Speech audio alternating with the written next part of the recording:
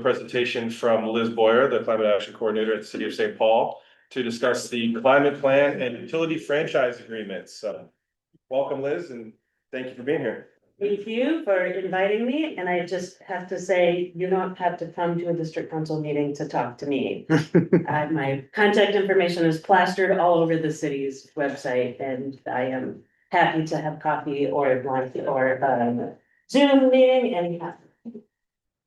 Well, thank you, right, like I'm happy to, yeah, talk about things anytime either. Yeah, good job.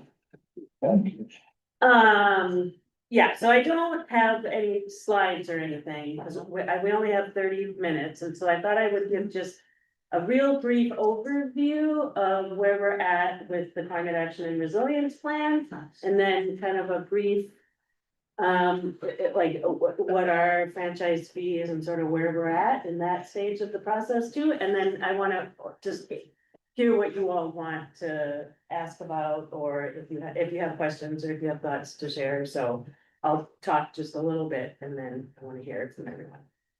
So the City of St. Paul adopted our first climate action and resilience plan, which we affectionately call the CART, in 2019, and had a goal in there of doing an update every 5 years. So we spent most of last year doing research and review, internal conversations with other city departments, external conversations with community partners, engagement, across the city. And we now have a draft. We have a draft update of the CART. It is on the city's website. I have made some changes since that draft was posted. And I have given everybody this Friday for a pencils down date of when I'm going to post the next iteration of it. Briefly, I'll just say, so greenhouse gas emissions in the city of St. Paul, about 60-some% come from buildings, how we heat and cool our buildings. 30-some% come from transportation, how we get around. About 4%-ish from waste in the city, and then a little hodgepodge of other things. So the way that I think about our climate action and resilience work is, on the one hand, like we just have to reduce our emissions, like it's just all about reducing your emissions. And that is, converting how our buildings are heated and cooled, getting people out of single occupancy vehicles to take transit more, converting to EV cars, like that's the nuts and bolts of how we're actually going to reduce our greenhouse gas emissions. And we have a variety of programs and initiatives and projects to do that. Happy to talk more about any of those. The other piece, I feel like, of climate action work, and something that was really driven home to me during all of our engagement and communications over the last year, is people are anxious and people are stressed. And after every single event where we talked about these things, people would come up to us afterwards and say, "Thank you. I am anxious about this, and I don't know how to talk about it, and I don't know how to start. It feels like too big of a conversation. And like, how do I just go to my neighbor? Hey, so how's your existential crisis? Like, how do we talk?" So like, thank you for hosting this table and having a place to bring people all together. Keep doing that. The other thing that we heard in that kind of bucket of work was, I didn't know the city was doing X, Y, or Z. Like, I didn't know these EV cars that you see around here. Those are actually municipally owned cars. The city owns those cars. They're all it's the first municipally owned electric car share in the country. I didn't know that. Tell me more. Like, I want to know more about these things, right? So those are kind of the categories that I feel like the nuts and bolts is, how do we reduce our emissions?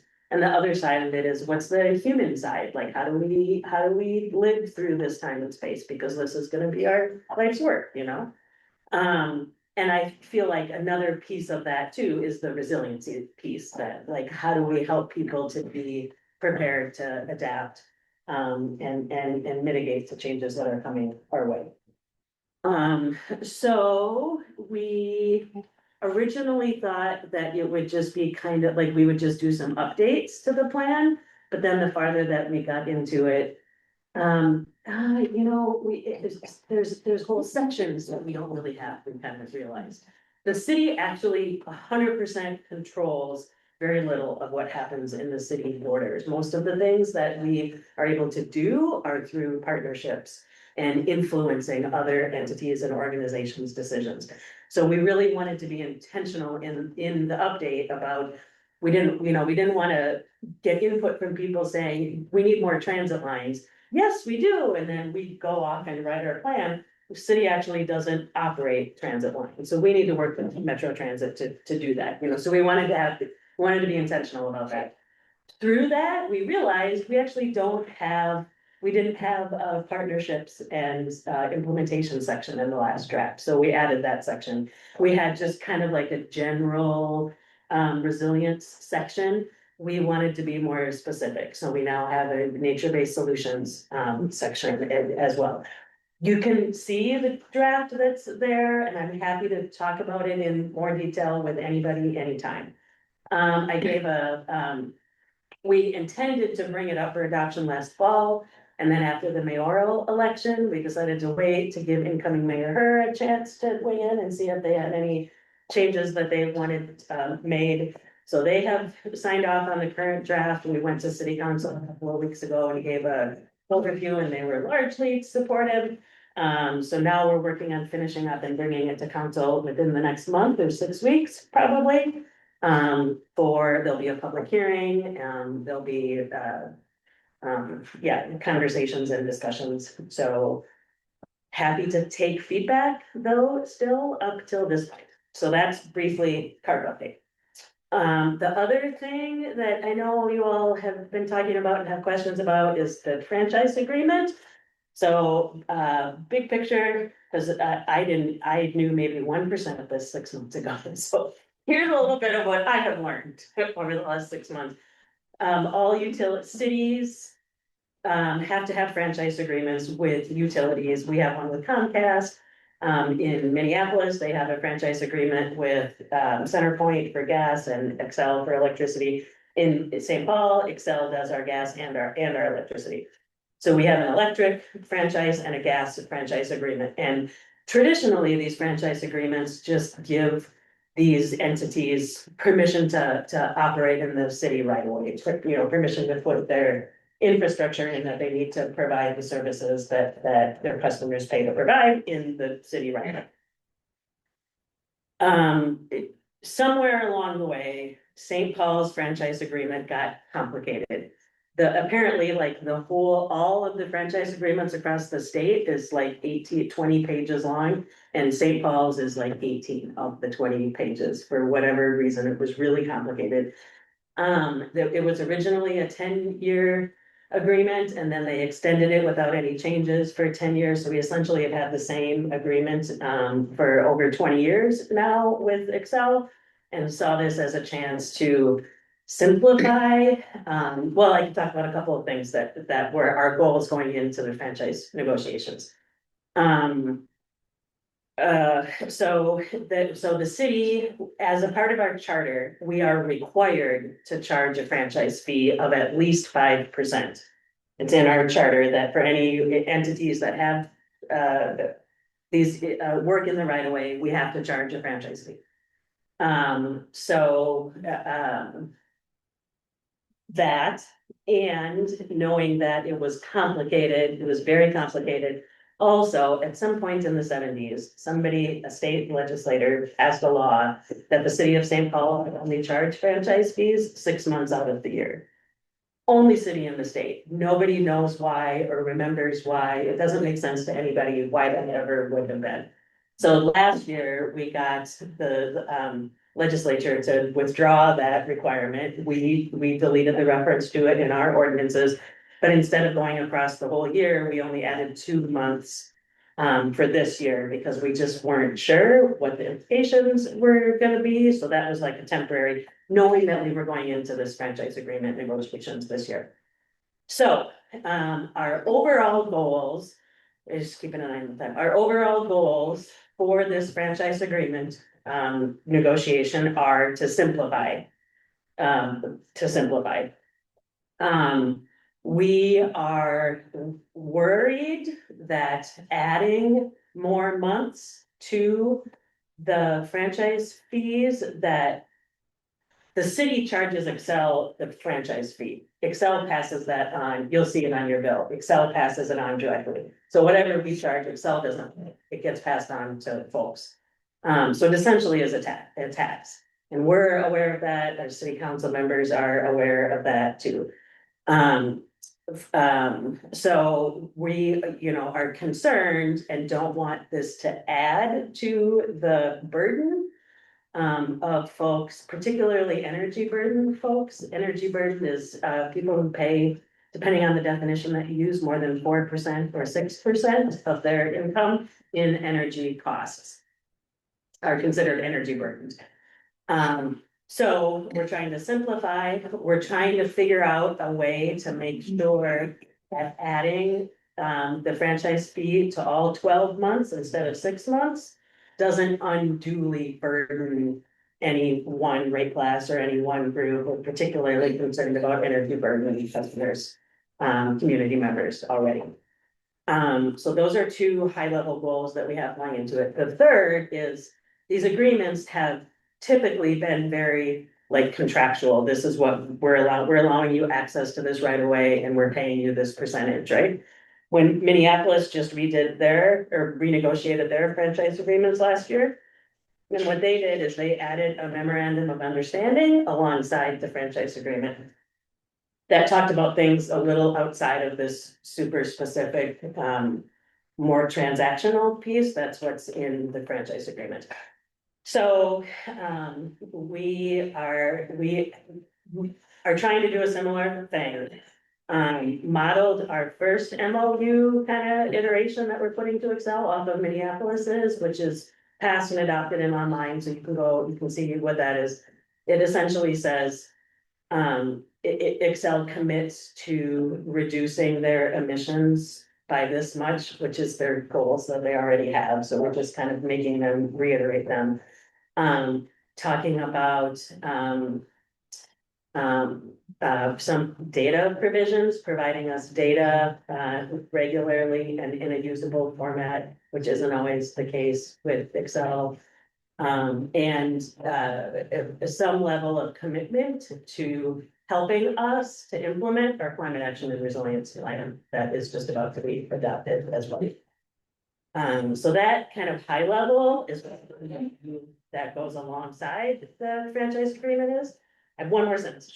And where we're at right now is that we said all this to the lawyers. This is what we want to accomplish. And now the lawyers go and talk to each other. So I actually, and there's a lot of like, maneuvering. We could give a little on this, to give a little on that, and how is it all gonna work out? So that's really all I know. And they're kind of in the black box of negotiations now with the attorneys. Sorry. Before you ask me, so like if we talk to you tonight, if we get feedback. And the feedback goes to you. Where is the shoot? How is the feedback disseminated, or who does it go to, or what is affected?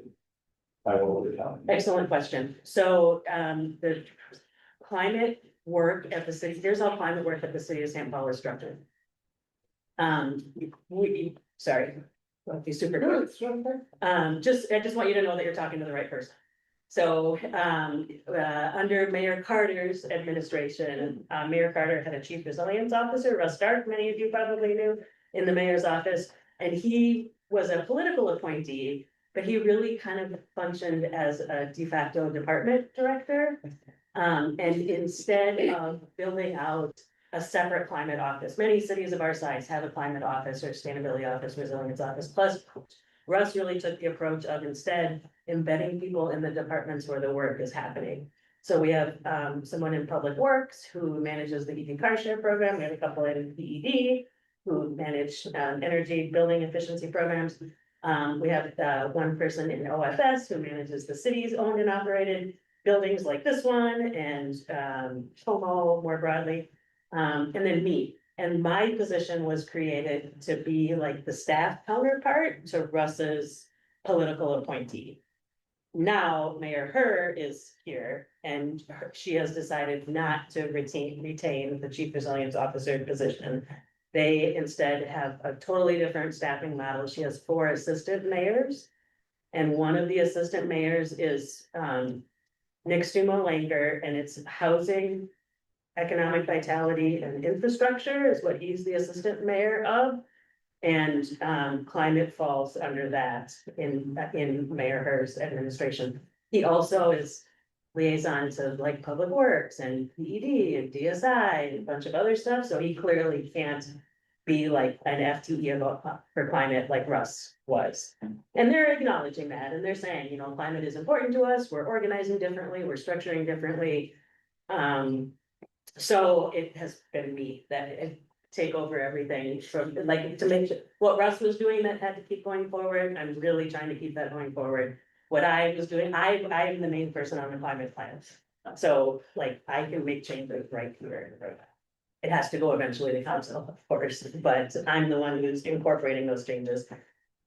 For the franchise agreements, we have somebody from council, we have somebody from mayor's office, we have an internal attorney, we have special outside counsel who specializes in this. But I'm kind of the climate focused person on that group too. So I was curious, I heard you say that, you're trying to model what Minneapolis did. And my understanding is that Minneapolis specifically said these franchise fees are going to climate work. And I would be curious if that's what St. Paul is gonna push for, and I would love to see them specifically go toward like housing and energy, because that's what it's related to.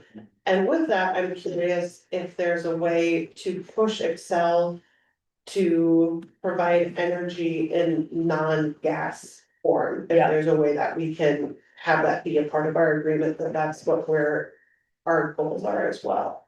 Excellent, excellent questions. You're thinking just right along the right path. In last year's budget, when we added 2 months to the franchise fee, we had a conversation with council at that time and talked about how we think it's the responsible thing to do to dedicate franchise fees to climate and energy work to offset the, you know, the impacts from what's generating those fees, right? And council, our current 7, Councilmember Coleman wasn't seated yet. So it had a good general conversation among council that, yes, we agree. They didn't like make that an addition of it. They said, in general, we're supportive and we agree about that. So that decision is made by council members and the mayor's office. Strong mayor system, so the mayor's office puts together the budget proposal and sends it over to council. Council makes changes and approves it, so it's like a negotiation between them. But the first draft comes from the mayor's office. So it's the mayor's office and council members who need to hear that. I will advocate for that too. One of, well, and one other point on that to come back to, so right now, all the franchise fees just go into the general fund. And we are spending on climate, also from the general fund. So like you could say, but there isn't like a separate bucket that it goes into, it just goes into the general fund.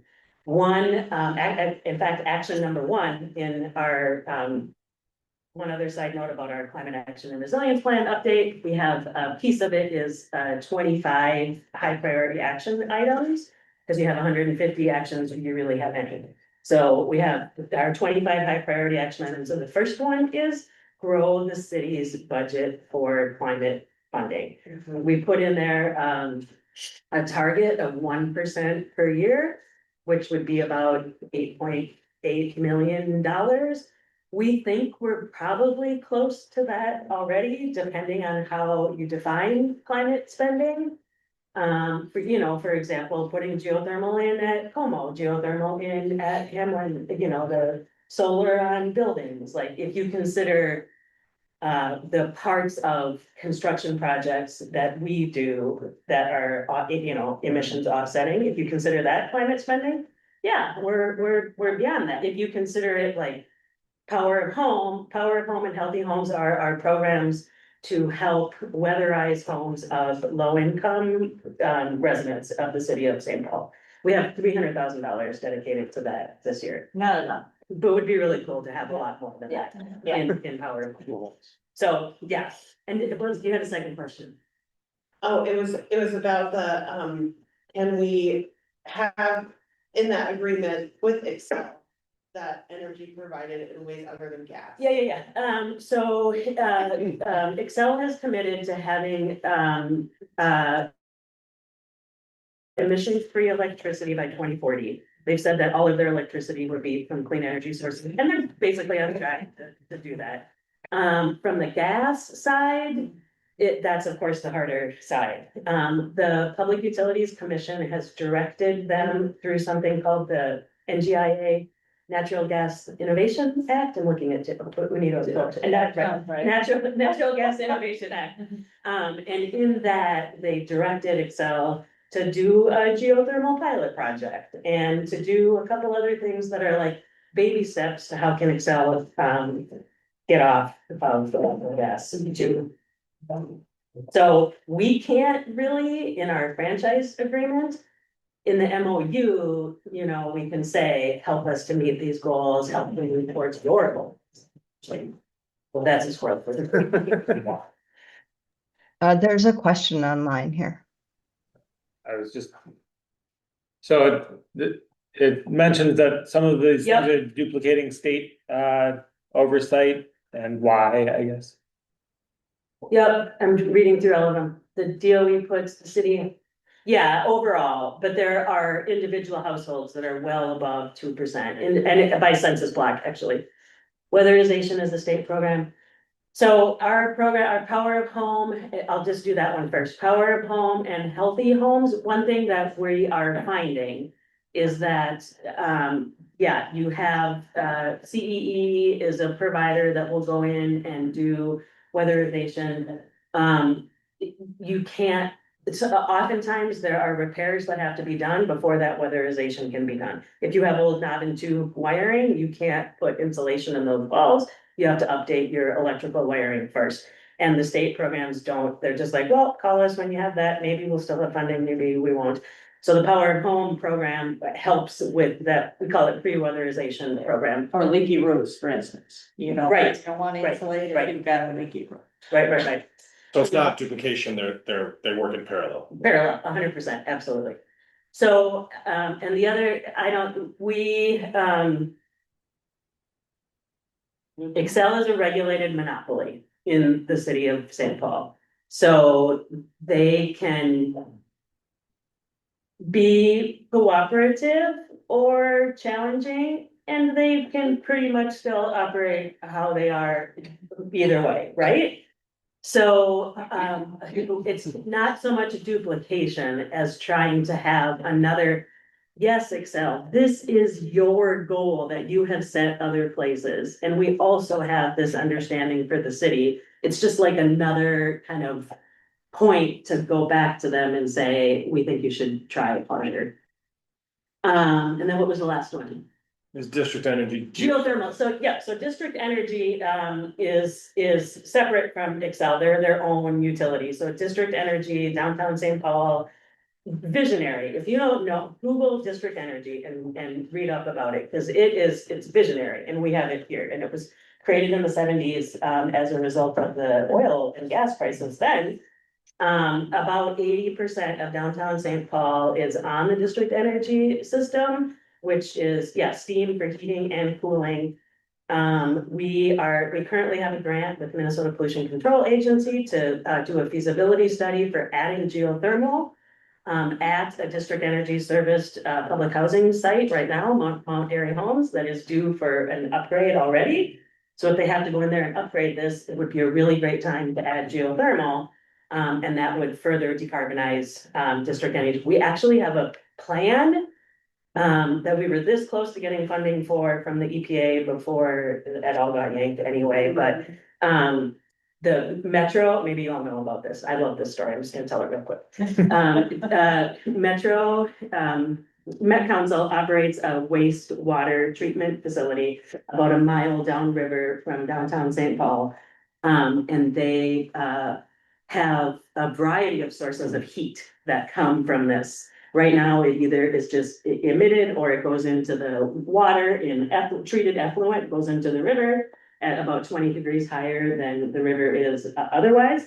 So our plan is to pipe it up to district energy, use that waste heat for district energy to essentially decarbonize their operations for downtown St. Paul. We also feel like the district energy system has grown and been added to and expanded over the years. So we think one of the best ways to actually reduce emissions citywide is to continue to expand district energy. Right now, it serves that it goes as far as the capital, it goes across the river to West St. Paul too. So we feel like, you know, continuing to expand that, but that is, they're their own utility, that's separate from Excel. During the franchise negotiations, I guess one thing I'm kind of struggling to understand is what leverage does Excel really have since their equipment's already in the right of way, and you know, assuming they wouldn't want to have to basically redirect it if the city were to say refuse access to the right of way. Our leverage is, well, they can't, we have to have an agreement, like they can't operate without the agreement, it isn't. Yeah, our real leverage is forcing an extension, or I guess I shouldn't say our real leverage, one point of leverage that we have is whether or not we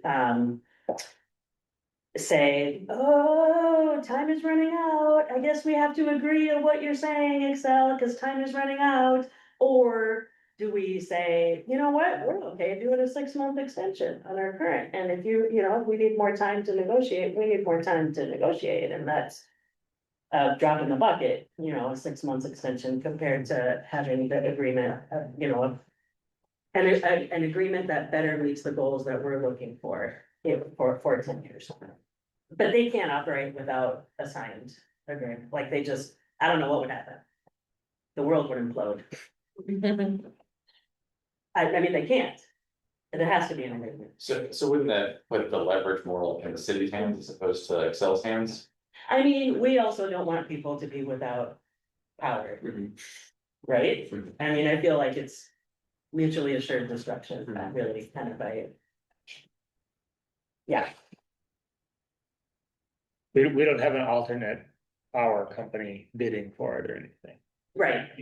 Cause that would be the thing, to do that, or municipal, say, we're gonna run our own.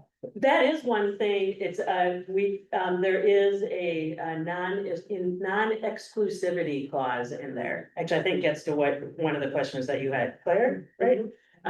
With like, if district energy wanted to expand, or if, you know, there is a network geothermal that we're able, you guys have to look at that sunset, so. Beautiful. I'll zoom at home, look out your window. So if that were to happen, nothing in our agreement with Excel doesn't, that we can do that too. I had a question, just in general terms, these franchise agreements, the discussions are not public, Correct. so. The negotiations between the attorneys are client privileged information, apparently. The draft that what comes out, there will be a public hearing. Council has to adopt it. We have to implement it through an ordinance. But the lawyer to lawyer discussions. So we get whatever comes out of that, and we get to, there's a vote on that, so it go back to them. Correct.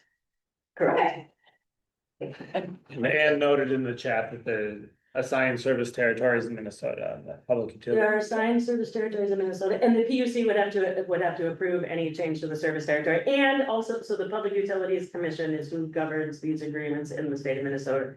And after we have an agreement that's signed, the PUC also has to approve, that they also see our franchise agreement and approve it as well.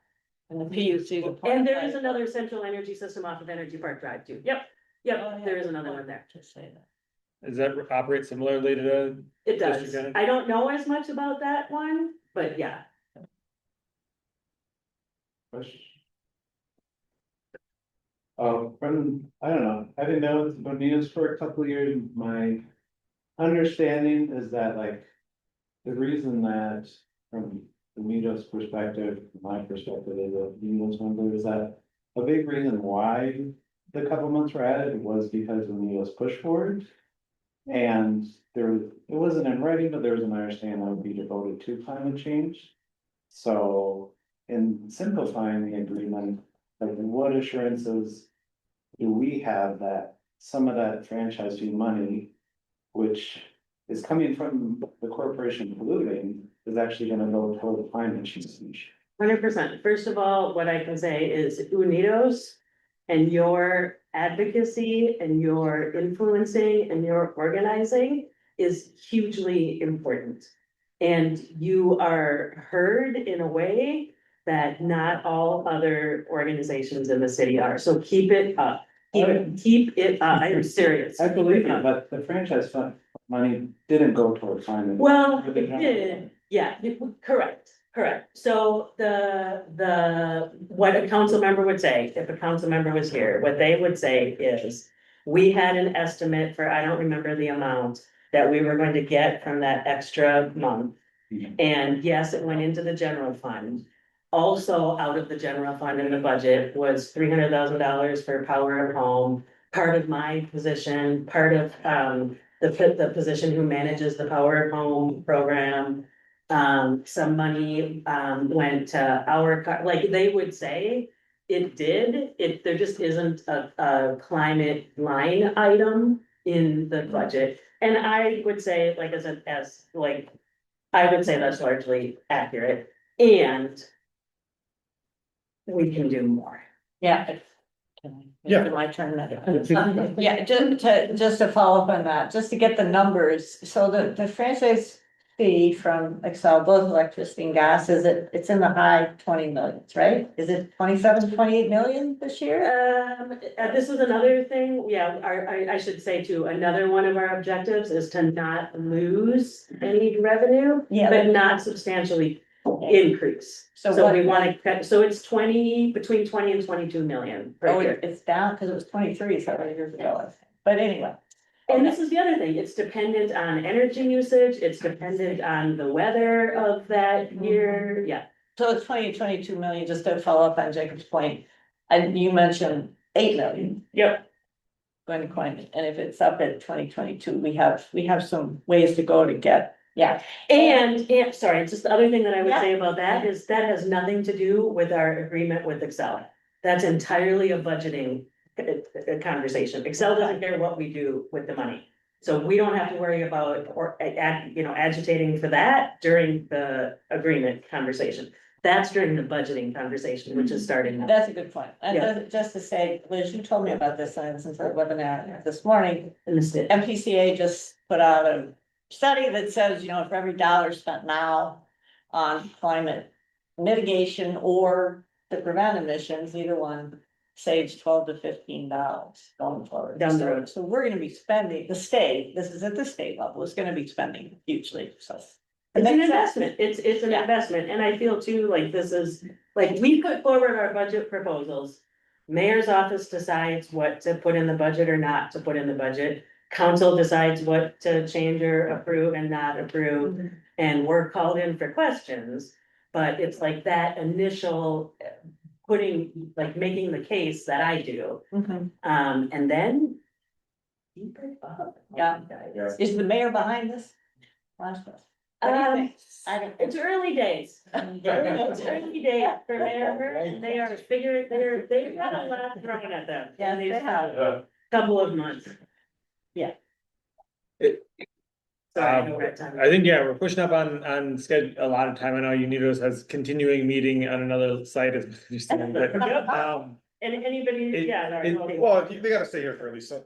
I'm just wondering, you mentioned early on that the concern on the franchise fees, or one of the concerns is not to burden, energy burden. Particularly energy. Is burden. there any practical way or is there a quick explanation on why there isn't a practical way to write it into the franchise agreement that cost burden households aren't charged and Great other question. other Yep. ones balance out that amount?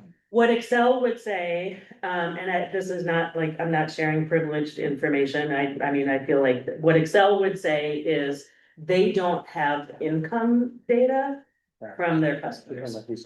So like, there's two ways to do it, like you can, so there are income sensitive programs that already exist through Excel, that Excel is mandated to provide. So one thing that we could do is say, if you already are eligible for these income sensitive programs, you also get a rebate or a credit or whatever on your franchise fee. And they do lots of shut offs in St. Paul every year.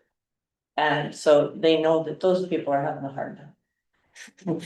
We also know the complication with that, the other thing that I'll add about that, we also know that the vast majority of people who are eligible for those programs don't apply for them. Whether capacity, language, unwillingness to share your income data with an entity, like whatever the reason is, we know that not everybody was eligible. So that's like the pro and con of that is we could like add on to that, but we also know that it wouldn't reach everybody that we want to reach in the city, but it's better than nothing. I mean, that's one path, yeah. Sounds like we need a table at our front crawl then. I'm sorry, what? At our upcoming community event. He's trying to bring it, yeah, front row, we're trying to make that. Oh, I can't say this. So anyway, I'm here and I'm around, reach out, yeah. Bob from the council, I'm assuming at this point that there isn't anything that precludes Excel from opposing plug and play, So, because my thought would be yeah, to require them to support it. As part of the complication with things like that, with like the bigger things that we want Excel as an entity to do, is we want them to do that territory wide. Right. And if we include that in our franchise, they wouldn't accept it, number one. And number two, if they did, like, it would only be in St. Paul.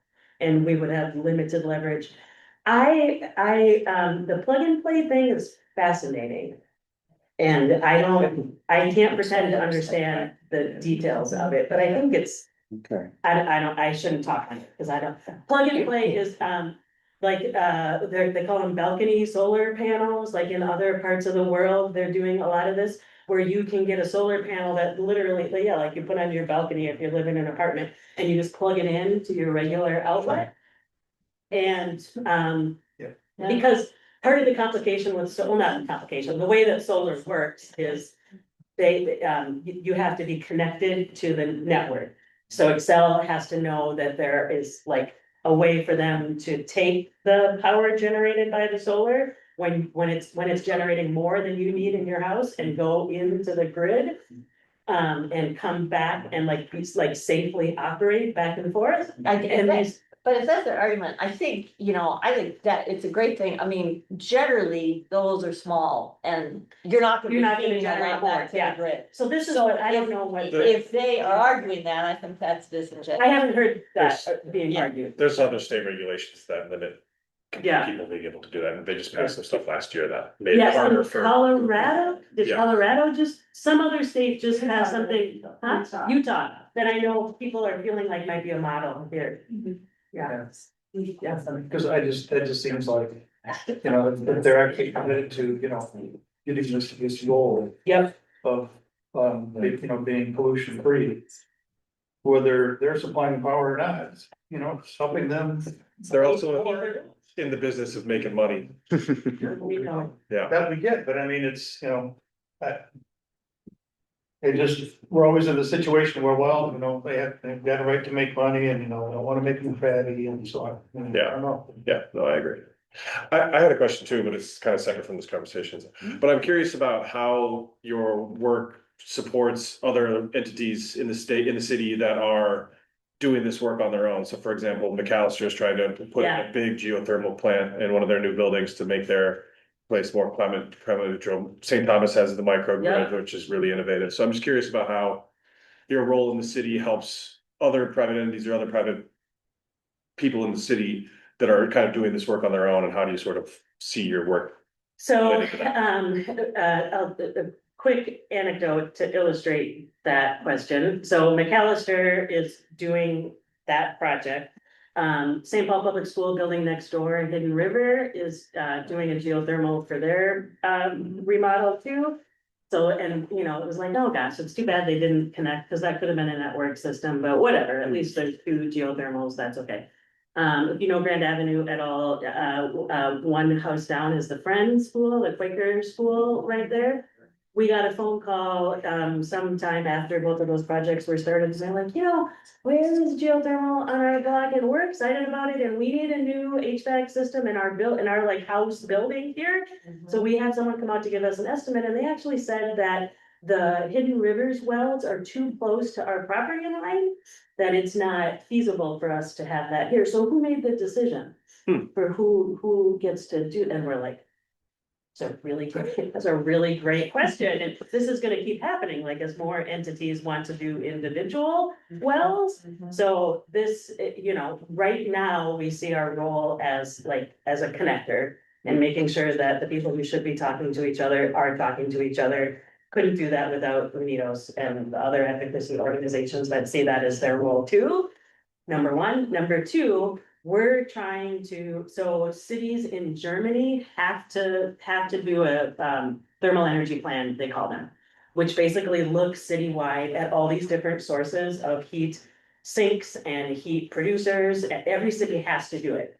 And come up with like an overall plan for if we were to have a network system.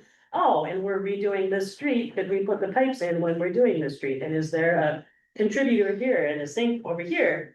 So, right, right? So as far as we can tell, this hasn't been done in the United States yet. They're in Germany, so we're trying to figure out how to do that. So then you're talking about municipal level at least, discussions and planning that would, like you were saying, there's already an issue with, oh, their well is too, it's not working for their neighbor. That's what you're saying? Which it actually is permitted through the Minnesota Department of Health, and that's who permits these wells, because they go down into the aquifer. So there's like a public health concern, and Department of Health actually has artificially low limit on how many they will approve while these conversations are happening. And I don't know, and they just came out with the statewide geothermal plan. There was a webinar on that the other day too, where they looked at some of these issues statewide too. Oh, okay. So geothermal is one source, yes, but like this metro wastewater plant, you know, like big, what's the word I'm looking for? Your clothes, dry cleaners, like dry cleaners produce a lot of heat. Like there are other sources of thermal energy, they call it thermal energy, besides just geothermal. And actually what we have here is aquifer exchange. We don't have geothermal here. We don't have to go down that far. So, yeah, yes to all of that. Like that's the next, and these are actually two of our high priority action items in our CART plan. Figure out how to do this plan, figure out how to pay for this plan. Yeah, so. And if the district council ever wanted to support some of these things with a letter, they would write to council members. Mm-hmm. And mayor, like, yeah. And mayor. Yeah, yep.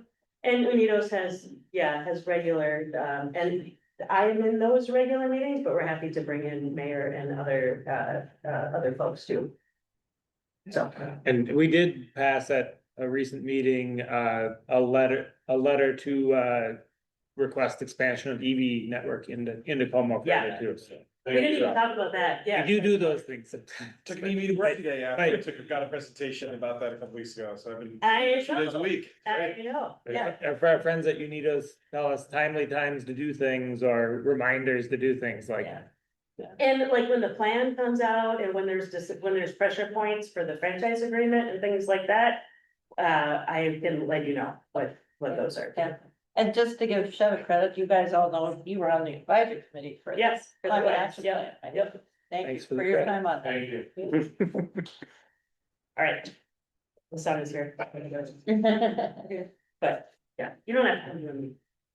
Thanks for letting us crash, man. Thank you, Liz.